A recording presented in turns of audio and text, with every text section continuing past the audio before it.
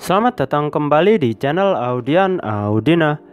Kita masih lanjutkan kembali mengenai insiden Shibuya dari manga Jujutsu Kaisen. Dan seperti biasa, sebelum masuk ke pembahasan utama, saya rekap dulu kejadian terakhir di video pembahasan yang sebelumnya. Di akhir video sebelumnya, tim Itadori dan Mei Mei sudah begitu dekat dengan posisi di mana Gojo Satoru berada. Tapi sayangnya mereka sedikit terlambat, dan segel alam penjara yang dibawa Geto palsu sudah mulai digunakan. Kita masuk ke detail pembahasannya ya sekarang. Syarat penggunaan segel alam penjara. Berikut sedikit saya jelaskan mengenai segel alam penjara ini. Dikatakan oleh Geto palsu kalau alam penjara ini merupakan perisai hidup peninggalan terakhir dari biksu Buddha Genshin. Tidak ada yang nggak bisa disegel oleh benda satu ini. Tapi ada syarat dalam penggunaannya.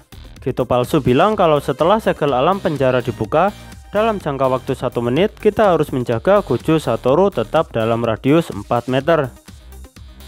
Dalam momen obrolan rencana penyegelan Gojo Satoru, sebenarnya Jugo sempat marah pada Geto mengenai rencana kalau mereka setidaknya harus menahan Gojo Satoru selama 1 menit setelah segel alam penjara dibuka. Jugo merasa kalau 1 menit itu bakal terasa begitu lama dan begitu menyiksa kalau harus menahan pergerakan dari sang shaman terkuat. Geto palsu di sini kemudian berusaha menenangkannya dengan bilang kalau 1 menit yang dibutuhkan itu nanti biar dia saja yang urus. Kalian para arwah kutukan hanya bertugas untuk menguras tenaga Gojo Satoru sebelum segel alam penjara dibuka. Tersegelnya Gojo Satoru.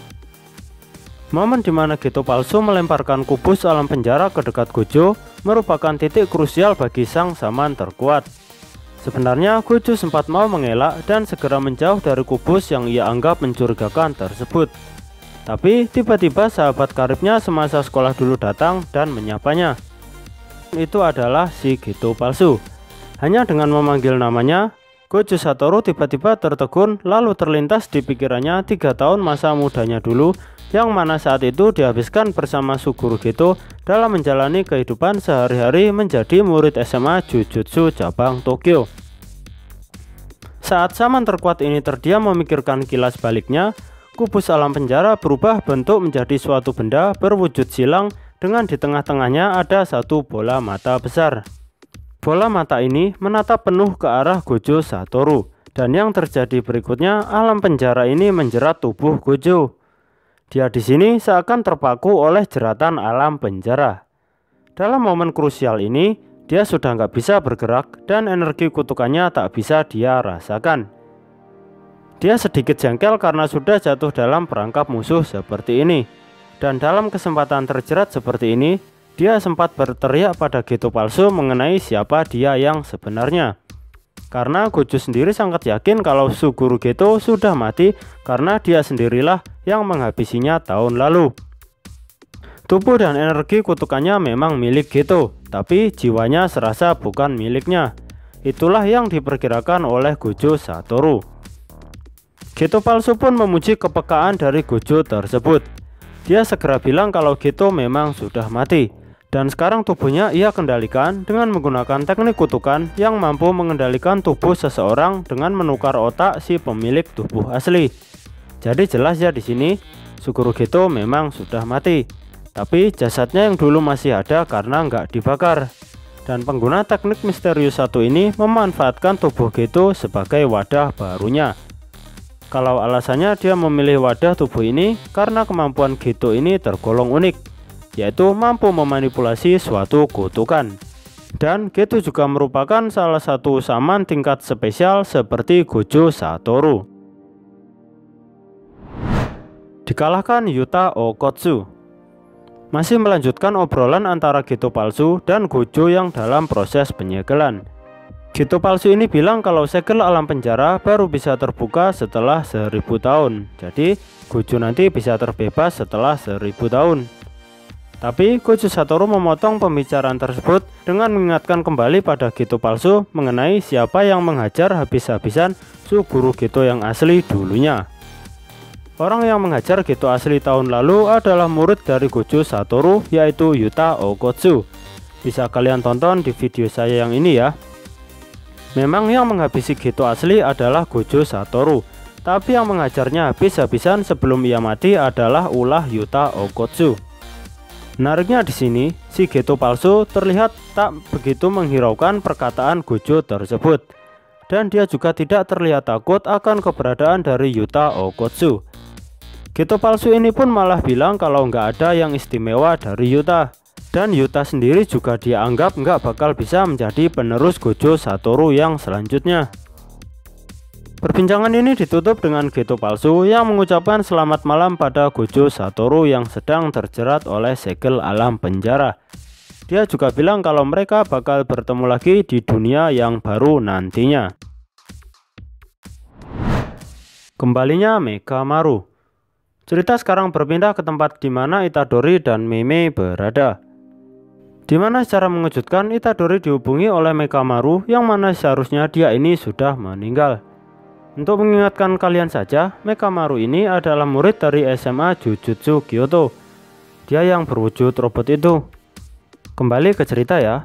Mekamaru yang berusaha menghubungi Itadori ini berwujud seperti alat komunikasi yang mana secara mengejutkan dia menempel di dekat telinga Itadori.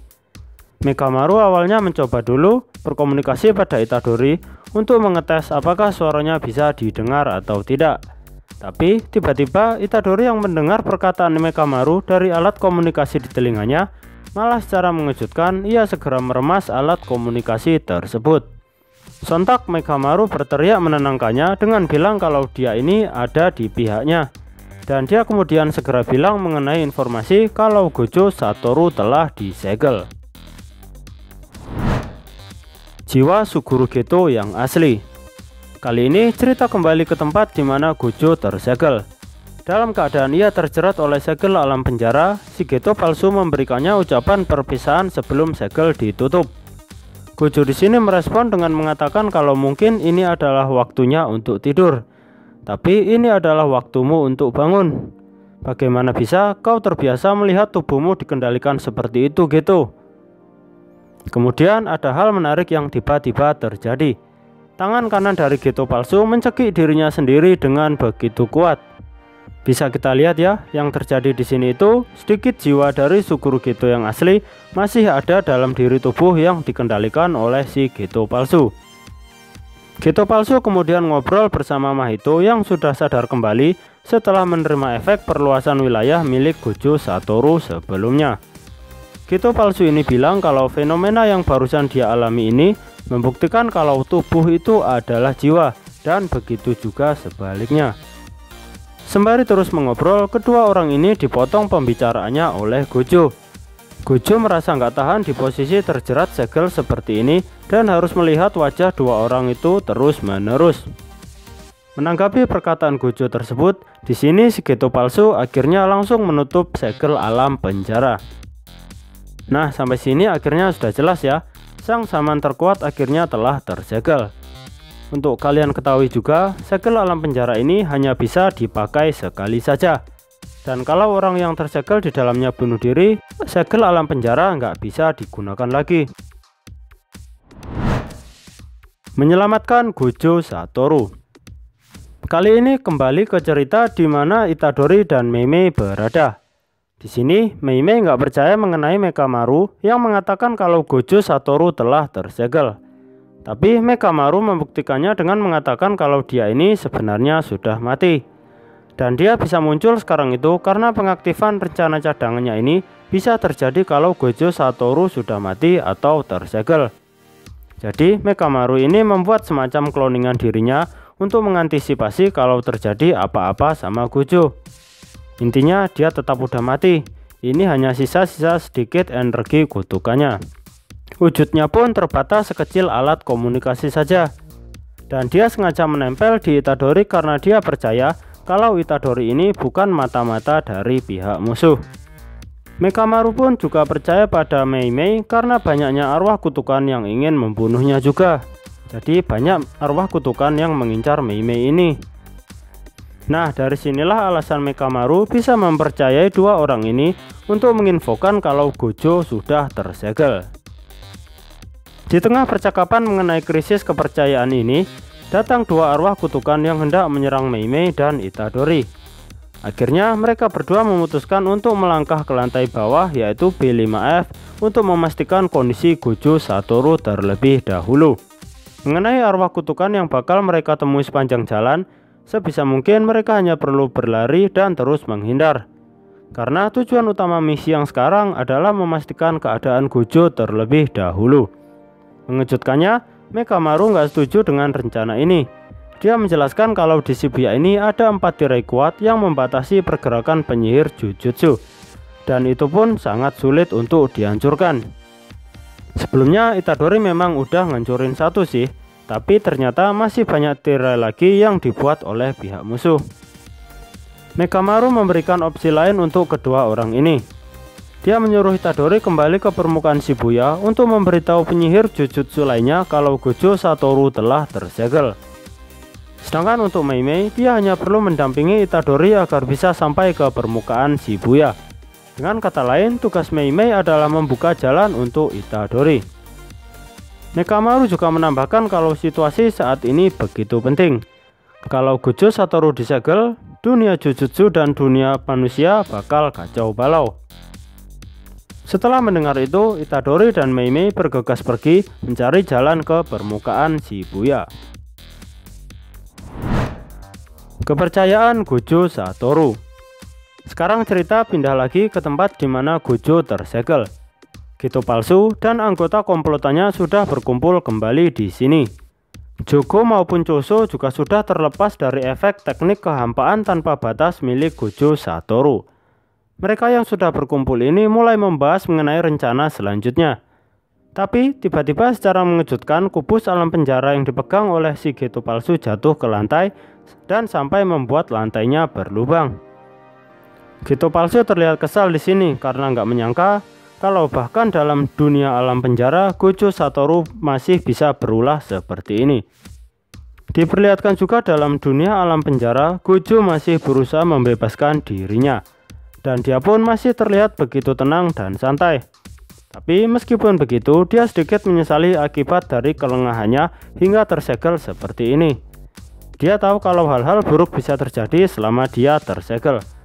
Tapi dia memiliki kepercayaan yang begitu tinggi pada orang-orang yang selama ini ada di sekitarnya, terutama pada murid-muridnya.